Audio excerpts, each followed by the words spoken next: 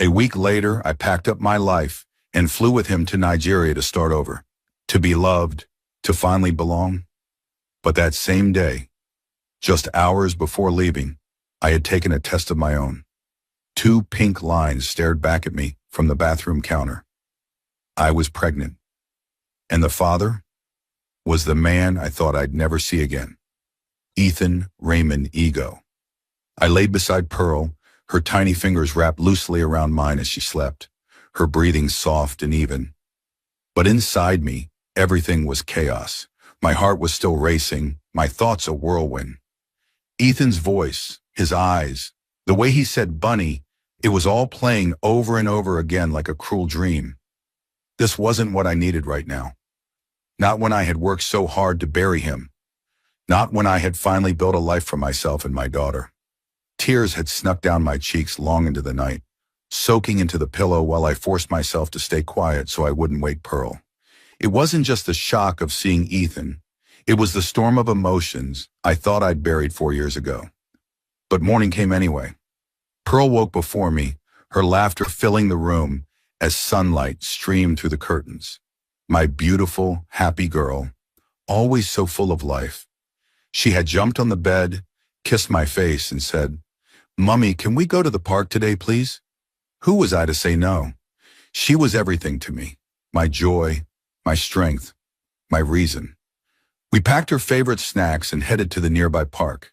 It wasn't crowded yet, and she went straight for the swings. "You need to leave, Ethan," she warned. "Now is not the time." But I wasn't going to walk away. Not this time. I squatted beside the little girl and smiled. "Hi there," I said softly. "What's your name?" She smiled sweetly. "Pearl." My heart clenched. She looked like me, too much like me. The shape of her eyes, the curve of her lips. God, could it be? "How old are you, Pearl?" I asked, almost whispering. Fedora stepped forward quickly. "That's enough. She's just a baby," Pearl chirped. "I'm 3.5. I stood up slowly, my eyes locked on Fedora's. My voice was low, cracked. "Who's her father?" Pearl looked up, blinking innocently. "Mummy, who's my daddy?" Fedora froze. She didn't answer. Instead, she scooped Pearl into her arms and began walking away fast. I had just come face to face with the one man I swore I would never see again. The man I had run from. The man who unknowingly changed my entire life 4 years ago.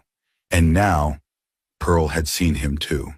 "Mummy," Pearl said softly, her voice slicing through the silence like a knife. "Was that man my daddy?" I felt like I'd swallowed a rock. My throat burned. I blinked rapidly to keep my emotions in check. How do you explain heartbreak to a child?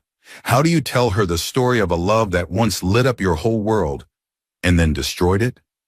I took a shaky breath, forcing myself to speak the truth even if it hurt. "Yes, baby," I whispered. "That was your daddy." The sun was setting slowly over Victoria Island, painting the Lagos sky in golden coral as Fedora Obo's car pulled into the driveway of her luxurious duplex. The lights from the chandelier inside cast a soft glow onto the polished marble floor, welcoming her like an old friend. At 25, Fedora was a vision, the kind of woman who turned heads without trying. Tall, brown-skinned, and naturally elegant, she carried herself with a quiet confidence born from hard work and sacrifice. She had spent the last few years growing her late mother's modest textile business into a multi-millionaire fashion empire, earning the nickname the Velvet Tycoon in business circles. But as successful as she was, Fedora wore her exhaustion like invisible jewelry polished on the outside, but weighed down within. As she stepped through the glass doors, the faint sounds of laughter floated toward her from the living room. She paused, listening. That laughter, familiar and pure, belonged to her daughter, Pearl. A tired smile touched Fedora's lips. She followed the sound, her heels clicking softly as she turned the corner, and her heart melted. There, seated cross-legged on the Persian rug, was Mr. Obo Fedora's father, strong and dignified at 55, his salt and pepper beard adding character to his warm face. Pearl was in his lap, giggling uncontrollably as he animatedly moved toy blocks around, pretending they were talking. This one is going to school, he said in a funny voice. And this one is going to steal meat from Grandma's pot. Pearl laughed louder. Mommy! Pearl suddenly shouted, catching sight of Fedora. In a flash, she was off her grandfather's lap and running full speed. Fedora dropped her bag, arms open. My baby, she cried, lifting Pearl into a tight embrace. I missed you so much. Pearl wrapped her small arms around her mother's neck, her little face buried in Fedora's shoulder. I missed you more, Mummy. Every day. Mr. Obo walked over, his eyes soft with love. He placed a gentle hand on Fedora's back. My daughter, he said warmly, you're home. Fedora turned to him, hugging him with one arm, still holding Pearl. The peace of being surrounded by the people she loved began to thaw the icy exhaustion in her chest. They all sat together in the living room, the scent of freshly cooked ogbono soup wafting in from the kitchen. Fedora, her father said, his tone turning serious, you've done more than enough. That company of yours is thriving, but so is your stress. It's time to breathe again. Fedora looked at him, confused. What do you mean? I mean, he said with a knowing smile, you need a break? Let me handle things for a week or two. You and Pearl go on a vacation. You've buried yourself in work for too long. You deserve to enjoy life too. Fedora hesitated. It wasn't like her to slow down. Rest felt unfamiliar, almost uncomfortable. But as she looked at Pearl's face, her heart softened. Maybe her father was right. Maybe she did need to live a little, not just exist. All right, she whispered, more to herself than to him. She kissed Pearl's cheek. We'll go somewhere nice, just the two of us. Mr. Obo grinned like a man who had just won a battle. Good, you'll thank me later. And for the first time in a long while, Fedora leaned back on the couch, her daughter in her arms, and allowed herself to simply be a daughter, a mother, and a woman rediscovering peace. The next morning, Fedora woke up with purpose. With her father's words still echoing in her head, she decided it was time to give herself and Pearl a breath of fresh air, something far from deadlines, Lagos traffic, and boardroom battles. Paris. The word alone felt like champagne bubbles in her chest. She booked the tickets before noon, cleared her calendar, and even handed over full control of the company to her most trusted deputy for the next 10 days. A rare thing, but one she felt strangely at peace with. Later that afternoon, she left the office earlier than usual, ditching her usual driver and taking the wheel herself. She pulled into a cute little store just off Lekki Phase 1 to grab Pearl's favorite milk chocolate. Fedora smiled as she remembered how her daughter would light up at the sight of those shiny wrappers. She arrived home to find Pearl coloring with her grandfather on the balcony. Fedora dropped her purse, knelt down beside her little girl and said softly, Guess what, baby? We're going to Paris. Pearl's eyes widened like stars. Paris? Just me and you? Fedora nodded. Yes, just us. For a whole week. Pearl squealed, throwing her arms around her mother. Mummy, thank you. I'm so happy. That night, after tucking Pearl into bed and kissing her forehead, Fedora stepped into her walk-in closet. She reached for a fiery red dress that hugged her curves like a second skin. Her long braids were swept to one side, her heels high and deadly. She needed a night out to laugh, sip wine, and dance. The city buzzed as she stepped into the club, its lights swirling, music pulsing. And that's when it happened. Ethan, Raymond, Ego, Poe, the Lagos heat hit differently from London's breeze. But Ethan barely noticed. He had just landed hours ago, sent directly from the London branch to inspect a new real estate deal. As the black SUV moved sluggishly through traffic, someone caught his eye. There, stepping out of a store like a goddess in motion, was Fedora Obo. His Fedora. For a second he couldn't breathe. His heart punched his ribs as he stared in disbelief. He hadn't seen her in 4 years, not since the night she disappeared without a word. He had searched everywhere, hired private investigators, checked hospitals, embassies, everything. She had vanished as if the earth had swallowed her whole. And now, here she was, looking more breathtaking than ever. Follow her, Ethan commanded his driver, eyes locked on her like she'd vanish again. When she got home, he stayed in the car while one of his men confirmed what he feared: she lived with her father. and a 4-year-old daughter. A daughter. His throat tightened. Had she married? Moved on without a word? The pain hit him like a blade, but he wasn't the kind of man to drown in confusion. He needed answers. He planted a discreet guard near her home, then checked into his hotel, mind in overdrive. Hours later, his phone rang. "She's heading to a club on the island," the voice said. Ethan grabbed his keys. Tonight, he would look her in the eye. Tonight, he would finally ask the question that had haunted him for years. There are some men you never forget. No matter how far you run, how deeply you try to bury the memories, they haunt you in the quiet, in the dark, in your dreams. Ethan Raymond Ego was that man for me. And tonight, he was standing right in front of me. It started off as a normal night out. I wore my fiery red dress, short, tasteful, and figure-hugging. Clara, Brian, and I had decided to blow off steam before I left for Paris with Pearl. Laughter, tequila shots, and loud Afro beats had filled the private lounge we sat in. I was tipsy, not drunk, just enough to feel warm inside and lose myself for a bit. I was on my way back from the bathroom when it happened. I was adjusting my heels, giggling softly to myself, when I collided with a solid wall of muscle. My heel twisted slightly, and I stumbled forward. But I didn't fall. Two strong arms caught me effortlessly, and that's when I inhaled it, the familiar scent of his cologne. Rich, spicy, with a hint of oud. My heart dropped. I looked up, and my world tilted. Ethan. He looked even more devastatingly handsome than I remembered. Taller, broader.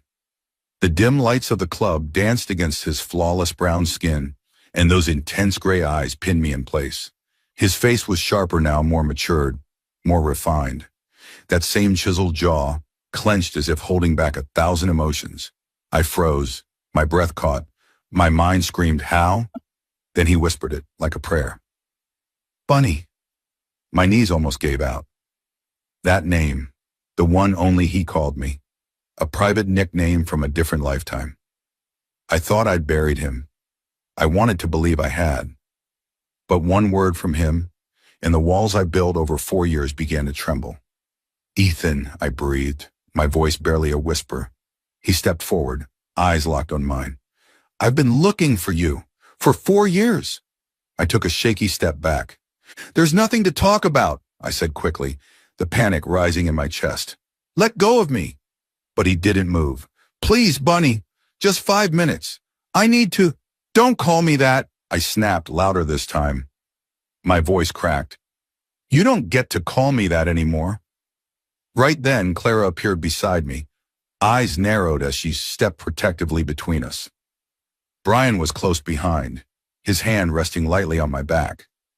"Is everything okay?" Clara asked sharply, sizing Ethan up. "She said no," Brian added, calm but firm. "Walk away, man." Ethan's jaw clenched, but he raised his hands and took a step back.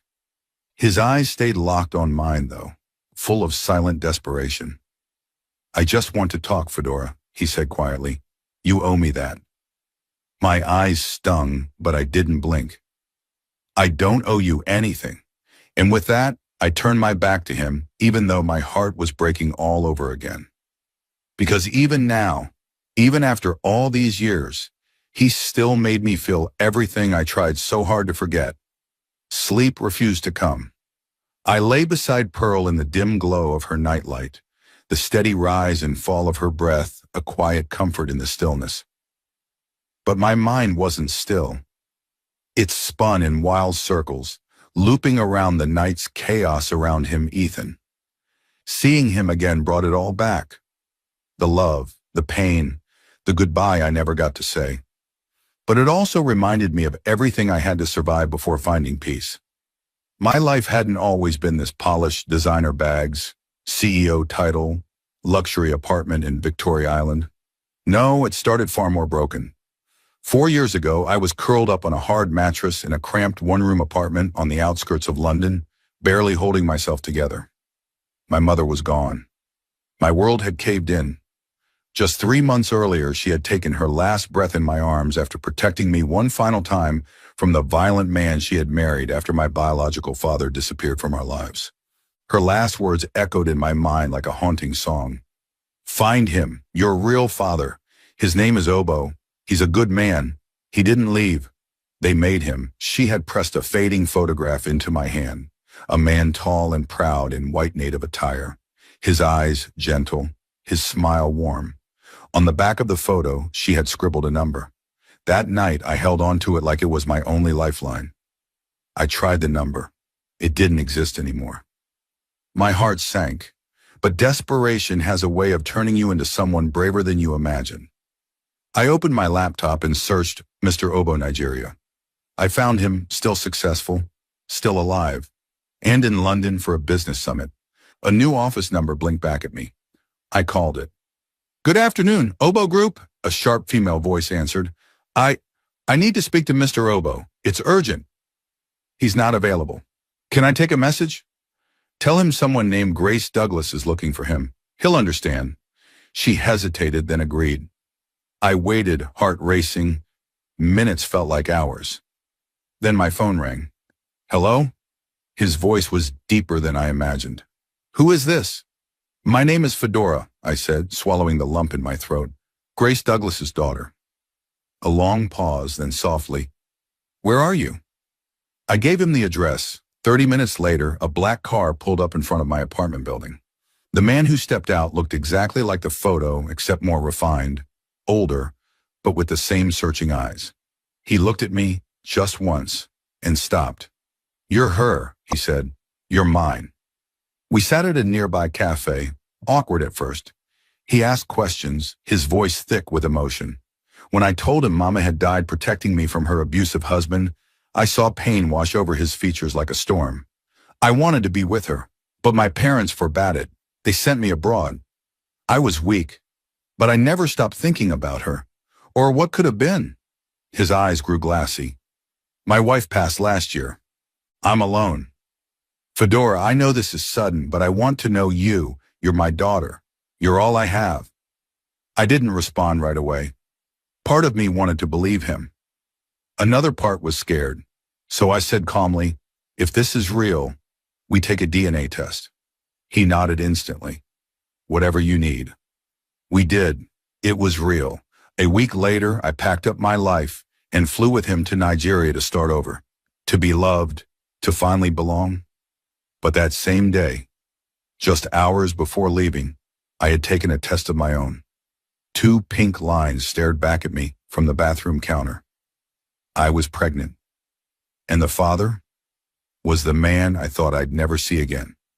Ethan Raymond Ego. I lay beside Pearl, her tiny fingers wrapped loosely around mine as she slept, her breathing soft and even. But inside me, everything was chaos. My heart was still racing, my thoughts a whirlwind. Ethan's voice, his eyes, the way he said bunny, it was all playing over and over again like a cruel dream. This wasn't what I needed right now. Not when I had worked so hard to bury him. Not when I had finally built a life for myself and my daughter. Tears had snuck down my cheeks long into the night, soaking into the pillow while I forced myself to stay quiet so I wouldn't wake Pearl. It wasn't just the shock of seeing Ethan. It was the storm of emotions I thought I'd buried 4 years ago. But morning came anyway. Pearl woke before me, her laughter filling the room as sunlight streamed through the curtains. My beautiful, happy girl, always so full of life. She had jumped on the bed, kissed my face, and said, "Mummy, can we go to the park today, please?" Who was I to say no?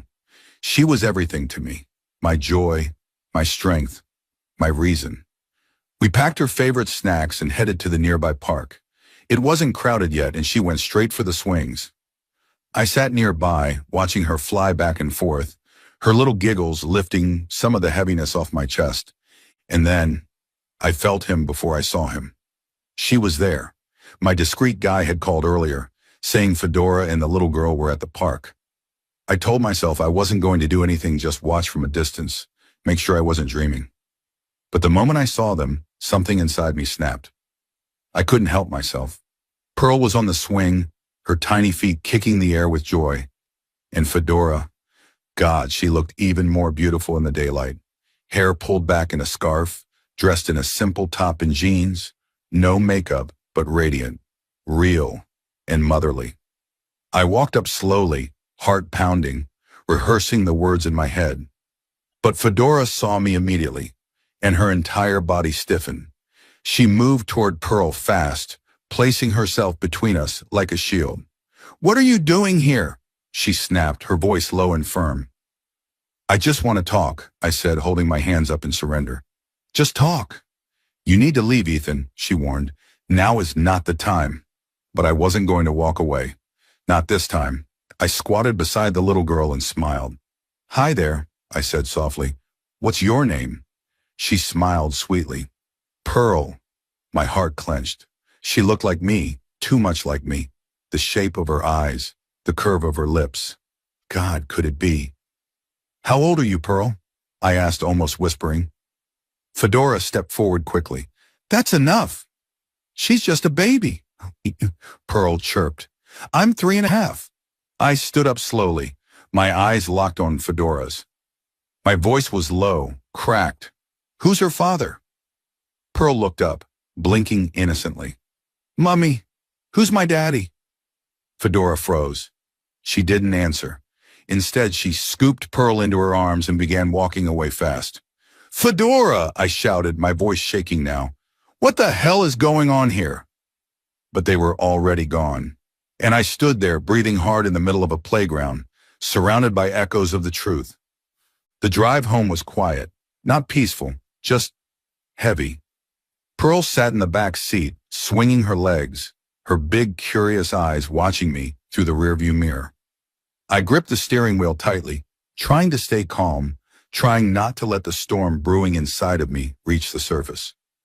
I had just come face to face with the one man I swore I would never see again. The man I had run from. The man who unknowingly changed my entire life 4 years ago.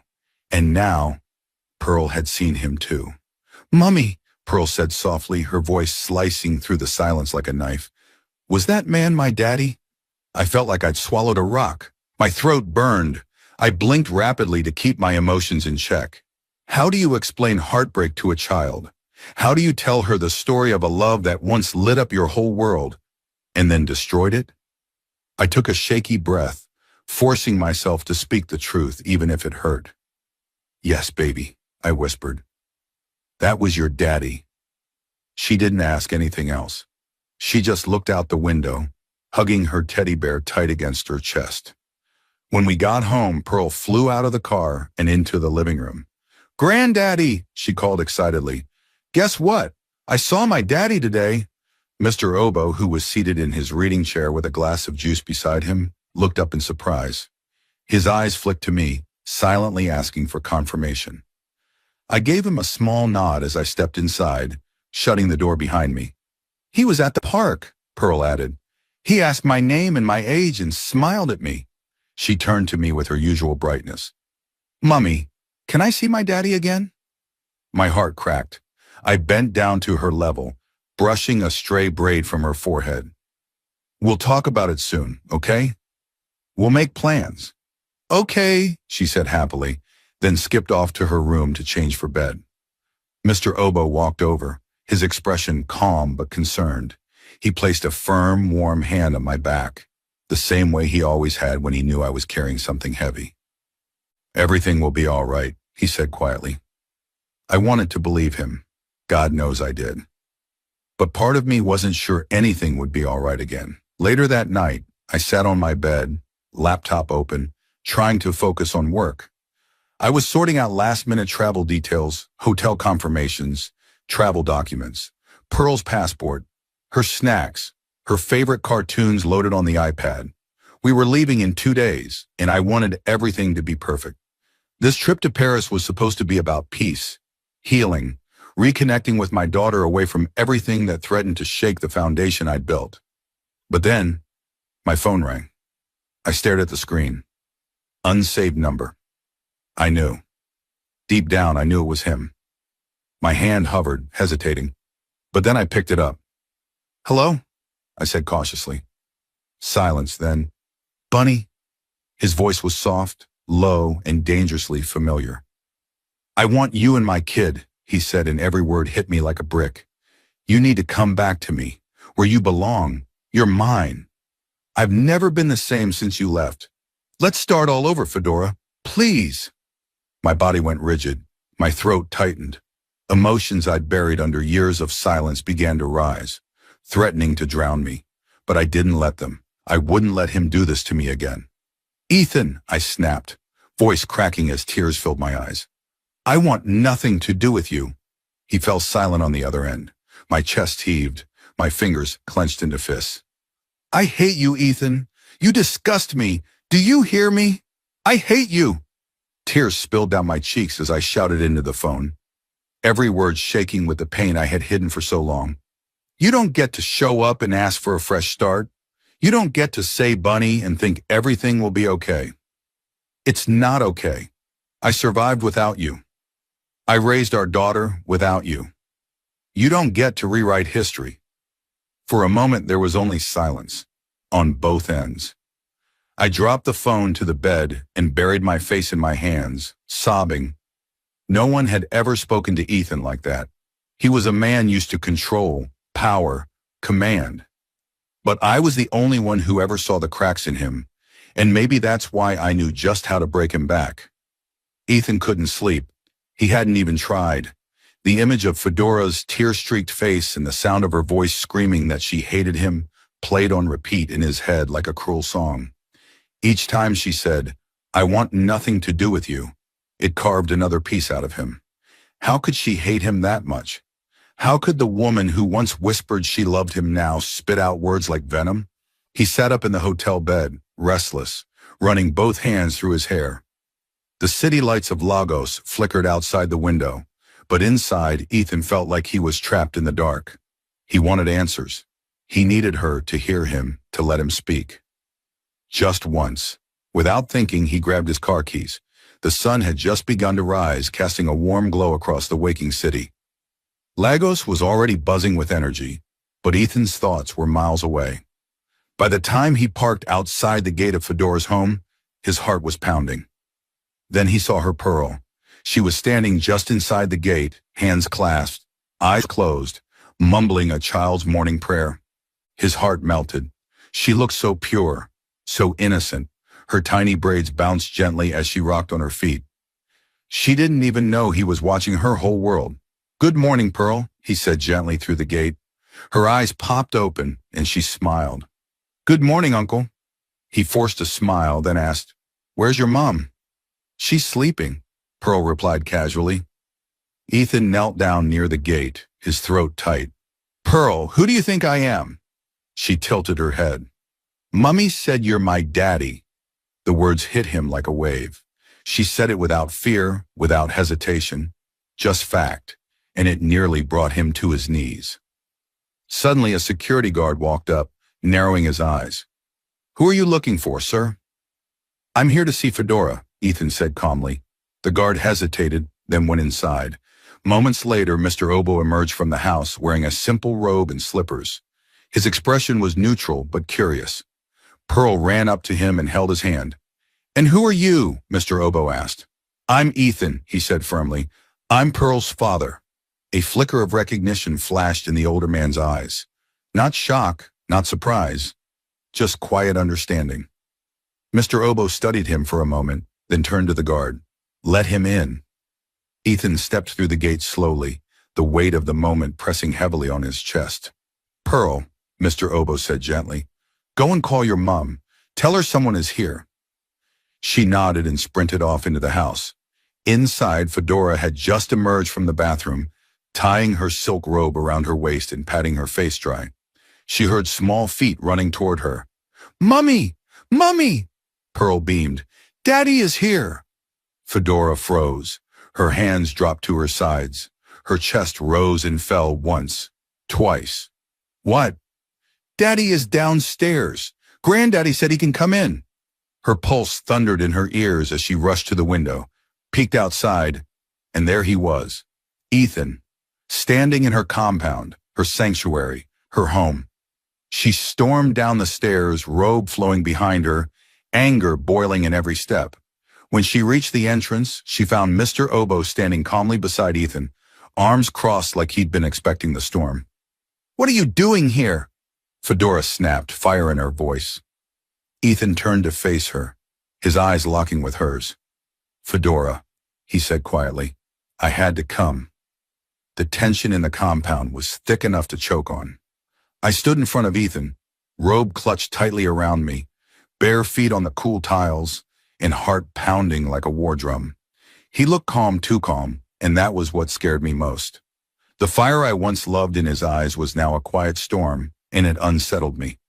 "What are you doing here, Ethan?" I hissed, trying to keep my voice from shaking. "You show up unannounced at my house. You wouldn't talk to me," he said, stepping forward slightly. "You blocked me out, Bunny. I had no choice." "Stop calling me that," I snapped. He flinched slightly, but his jaw tightened.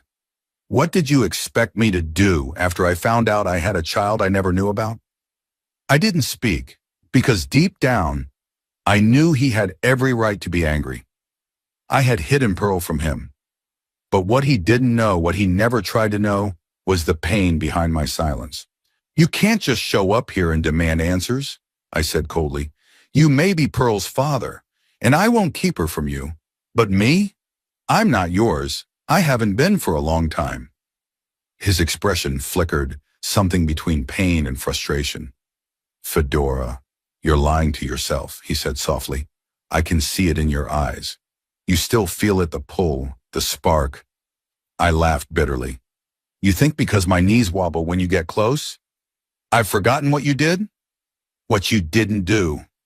"I never betrayed you," he fired back. "You left without giving me a chance to fix anything." "You were never there when I needed you, Ethan," I shouted. "Not when my mother died. Not when I cried myself to sleep in that cold room in London. Not when I found out I was pregnant and didn't know who to turn to. You weren't there, and now you think you can waltz in and be the hero?" He stared at me silent, breathing heavily. "You can have a relationship with Pearl," I said finally, tears brimming in my eyes but my voice steady. "But you can't have me. That door is closed." His jaw tightened. Then he looked me dead in the eye and said the words that made my blood run cold. "If I can't have both of you, Fedora, I'll take Pearl." My heart dropped. "What?" "I'll go to court if I have to," he said, voice low and controlled. "I'll fight for her. You know I don't bluff." I stood frozen, because he didn't. Ethan Raymond ego never made empty threats. I watched him turn and walk away, every step sending a chill down my spine. He had dropped the bomb, and now he had declared war. The elevator doors closed behind her with a quiet ding, but Fedora's heartbeat was anything but quiet. Each step she took down the long, carpeted hallway of the luxury hotel echoed with hesitation and defiance. Her heels clicked sharply, not out of confidence, but as a reminder that she wasn't here to break. She was here to protect her daughter. And yet, as she stood outside the door, her fingers curled into a fist at her side, she hated that she was here, hated that Ethan had drawn her out of her safe zone. But the threat in his voice from the day before still rang in her ears. "If I can't have both of you, I'll take Pearl." That wasn't something she could ignore. Not when she knew the kind of man Ethan was: powerful, resourceful, and terrifyingly determined when he wanted something. She took a deep breath and knocked. Seconds passed, then the door opened, revealing Ethan in joggers and a fitted black shirt, his hair slightly tousled, feet bare. Even in his most relaxed state, he looked like sin wrapped in silk. He didn't say a word. He didn't have to. He stepped aside and gestured for her to enter. Fedora walked in, head high, spine straight. "I came here to talk about Pearl," she said the moment the door clicked shut behind them. "Nothing else." Ethan leaned against the wall, arms folded, his gaze unreadable. "You don't need to take her away," she continued. "We can co-parent. She doesn't have to be caught in whatever mess this is between us." Ethan exhaled slowly. "That's not what I want either, Fedora. I don't want a court battle. I just wanted to get to you. You shut me out, Bunny. Completely." "Stop calling me that," she snapped, turning to face him. You'll always be Bunny to me, he said quietly. She looked away, heart thudding. You left me, he continued, his voice gaining weight. You disappeared. Do you know how insane I went looking for you? I didn't even get the chance to explain. Fedora turned back to him slowly, arms crossed.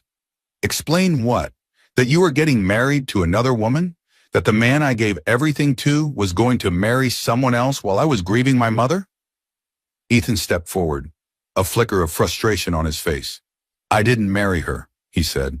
The day you left London was the day I called off the wedding. I was going to come find you. I chose you, Fedora. The room suddenly felt smaller. Her mouth went dry. You what? I left Angela that morning. It was over. I knew I couldn't marry someone when I was still in love with you. The words struck her like thunder. She tried to steady her breathing, tried to speak, but nothing came. And then he stepped closer. Too close. Her lungs clenched. Don't do this, she whispered. But he did. He closed the gap, one hand brushing her jaw.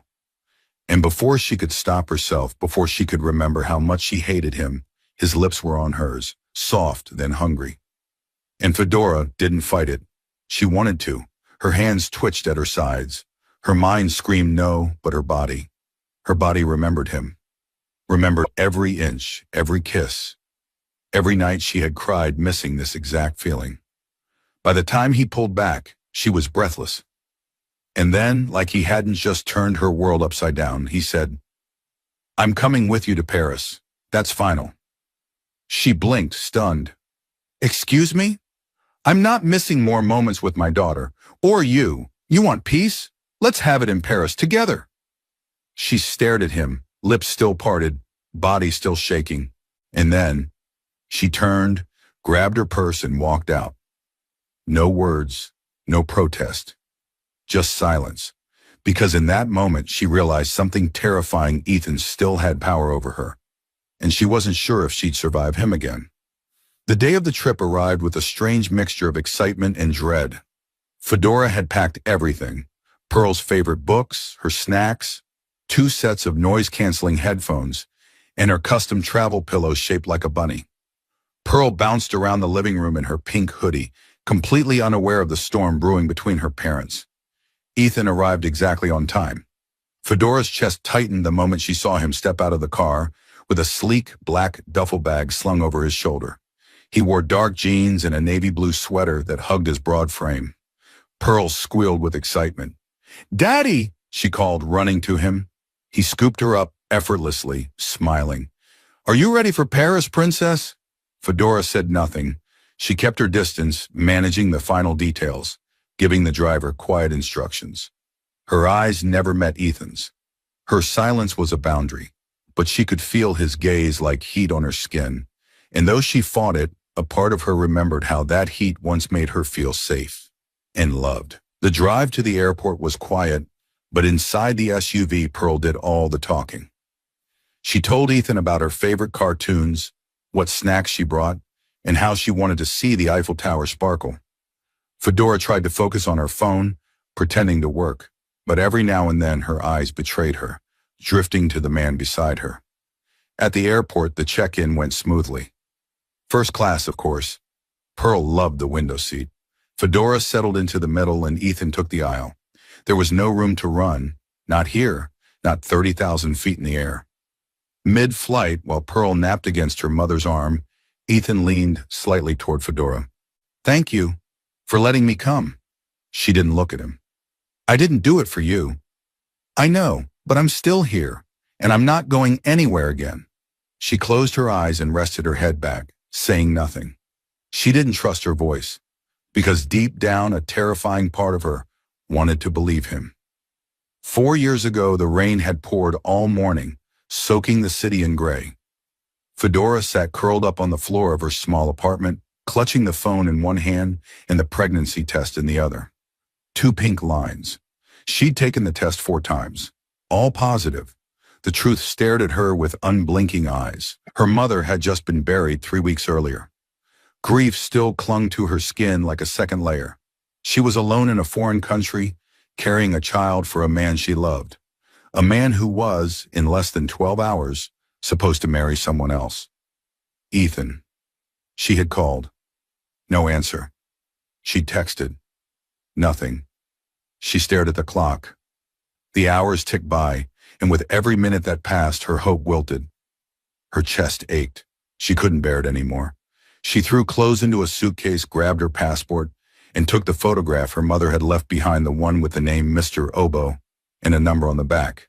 She would go. She would find her father, because there was nothing left for her in London. And she left.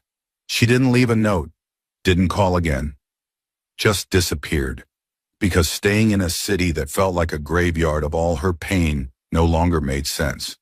What she didn't know then was that Ethan had broken off the engagement that morning, that he had raced to her apartment hours later and found nothing but silence, that he had searched, heartbroken and furious, only to discover she had vanished without a trace. He would spend the next year trying to find her. Desperately. The day Fedora disappeared wasn't just the day she left London. It was the day two hearts shattered, and neither of them had ever truly recovered. Paris glimmered like a dream, but Fedora walked through it like a woman trying not to feel. The hotel was beautiful. Chandeliers, velvet curtains, and a view of the Eiffel Tower. But she barely noticed it. She kept her mind busy with Pearl's itinerary, filling every hour with museum tours, park visits, and river cruises. But even Paris couldn't protect her from Ethan.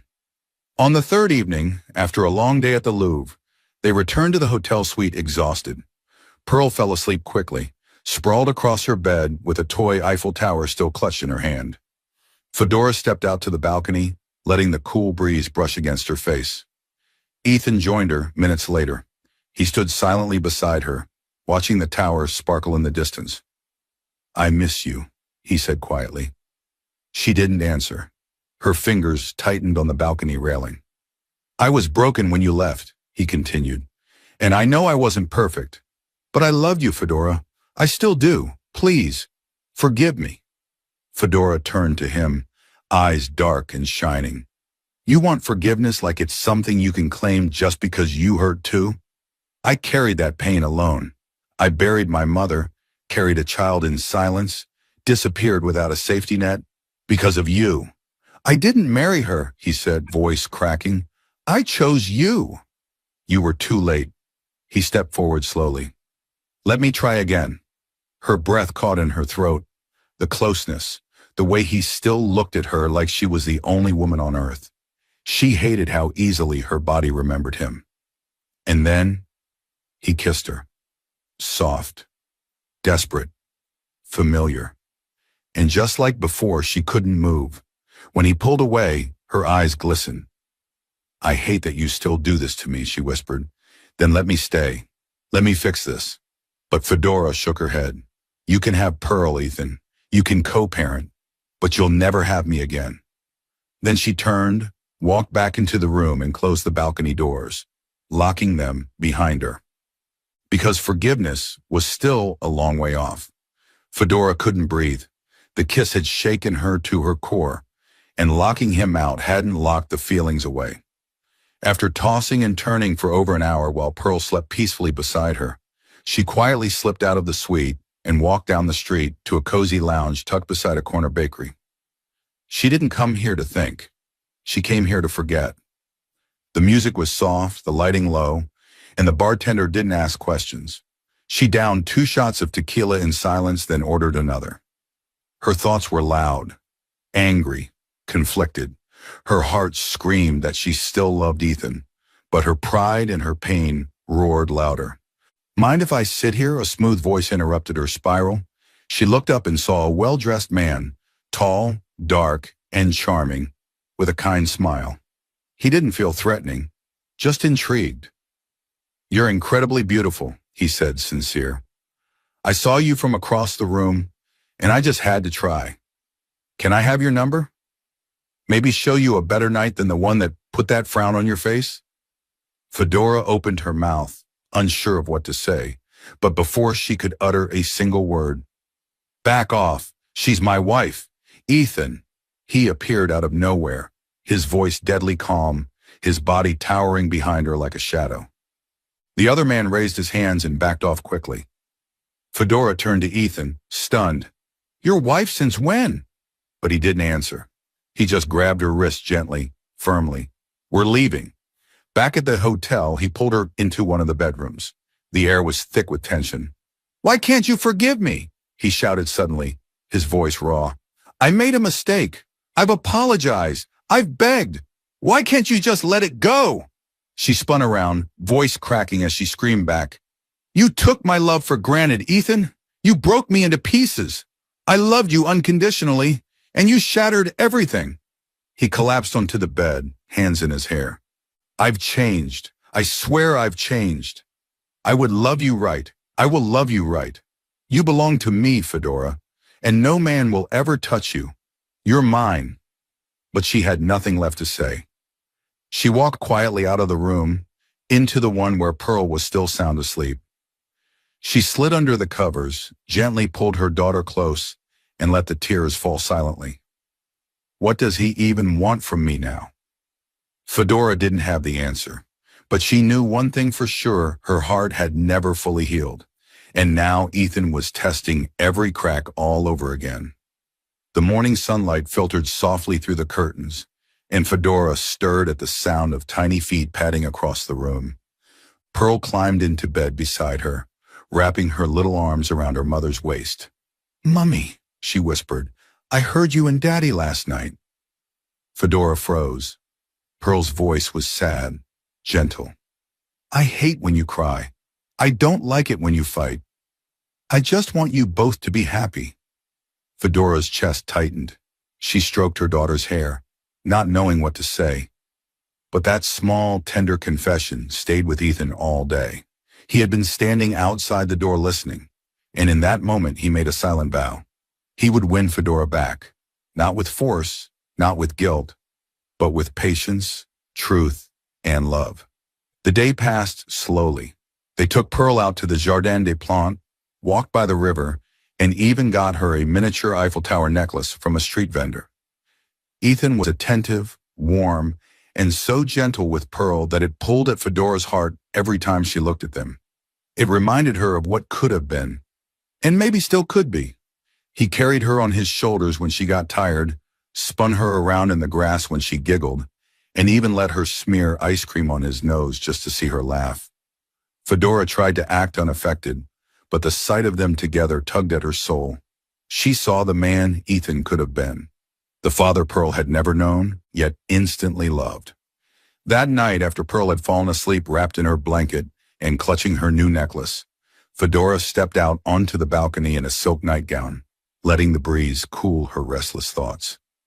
Paris shimmered before her, like a dream, but her heart felt heavy. Ethan joined her quietly. He didn't speak at first. He just looked at her like she was everything he had ever wanted, but never believed he deserved. "I hurt you," he said finally, his voice thick with regret, "and I've spent every day since regretting it. I wasn't a complete man without you. Fedora, I breathe you. I dream about you. You're all I think about." She turned to him, heart slamming against her ribs. Her throat tightened. "I know I don't deserve you," he whispered, "but I swear I will spend every day proving I can love you right, the way you always deserved." Fedora didn't speak. Her eyes shimmered with emotion. She had loved him so deeply once she never truly stopped. And seeing him now, loving their daughter the way he did, showing up in all the ways he never had before, it broke something in her, and healed something too. She stepped toward him, her breath uneven. Then she leaned in and kissed him, slowly, desperately. Ethan responded like a man starved. He pulled her closer, kissed her harder, then lifted her effortlessly into his arms. She didn't resist. She couldn't. He carried her inside and laid her gently on the bed, as if she were the most fragile, sacred thing in the world.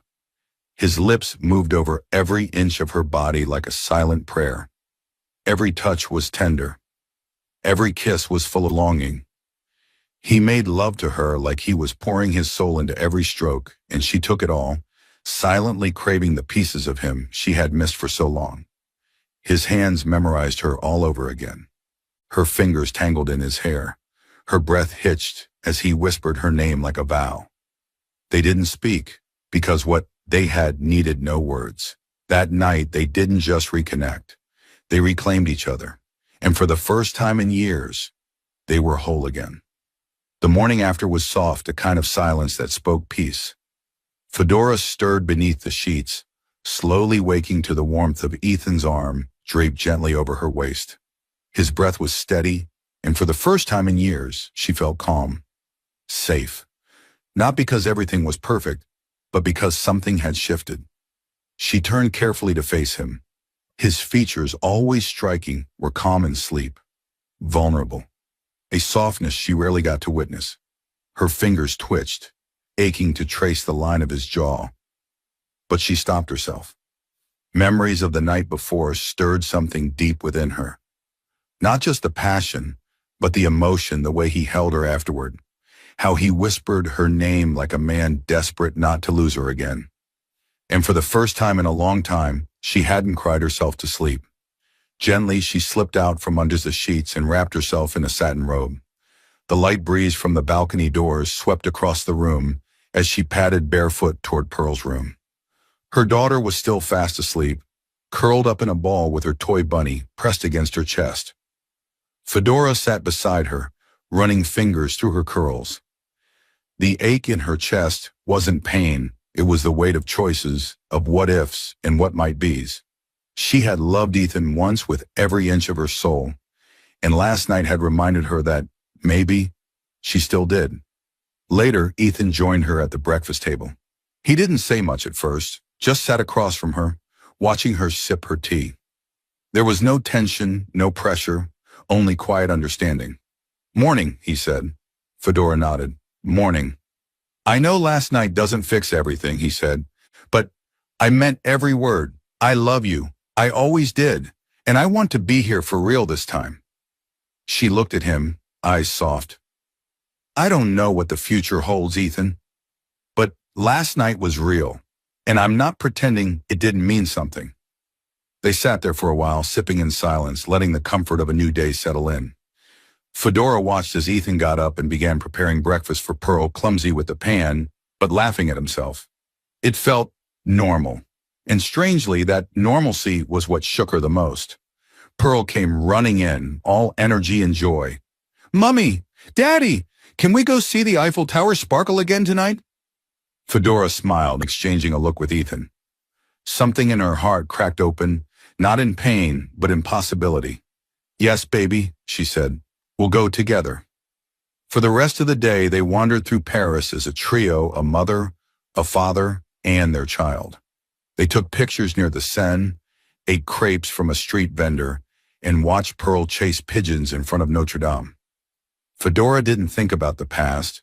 She didn't worry about the future. For once, she allowed herself to just feel the now. And in the now, there was peace, there was love, and there was hope. Their final night in Paris arrived like a dream they didn't want to end. The city glowed under a lavender sky, and laughter followed them, like music through cobblestone streets. Fedora had never seen Pearl so radiant, and for the first time she allowed herself to imagine a future where love wasn't a memory, but a possibility. But peace, she had learned, was delicate. Back at the hotel after Pearl was tucked into bed, Fedora stepped onto the balcony to take in the view one last time. Her phone buzzed in her hand, a message from an unknown number. "Ask him about Ankale. Ask him about the night before your wedding. Everything you know is a lie." Her blood ran cold. She turned around slowly, finding Ethan standing by the window, sipping wine, watching her. "Who sent this?" she asked, holding up the phone. He froze. "Fedora, let me explain." "So it's true? There's more?" Her voice shook. "I let you back into my heart. I let you into our daughter's life. And there's still something you're hiding?" "I didn't cheat," he said quickly. "But the night before the wedding, Ankale showed up at my hotel. She begged me not to go through with it, and I let her stay. Nothing happened, but I didn't tell you because I was scared it would ruin us." Fedora looked at him, heart breaking all over again. "You had one job, Ethan. One." He stepped forward. I love you. That never changed. And if I have to earn your trust day by day, I will. But don't let this be the end of us. She turned away, gripping the railing, breathing hard. She could hear pearls shifting in the room behind her, even in sleep a reminder that this wasn't just about her anymore. And then, the weight lifted. Fedora turned back to Ethan, her voice low. I won't punish myself for loving you. Not anymore. But this time, we do it on my terms. Ethan nodded slowly. Anything you want. Just don't walk away. She stepped forward, took his hand. I'm not walking away, but you'll have to keep proving you're worth staying for. He held her tightly. In that moment, they weren't perfect, but they were real. And in a city built on love, that was more than enough.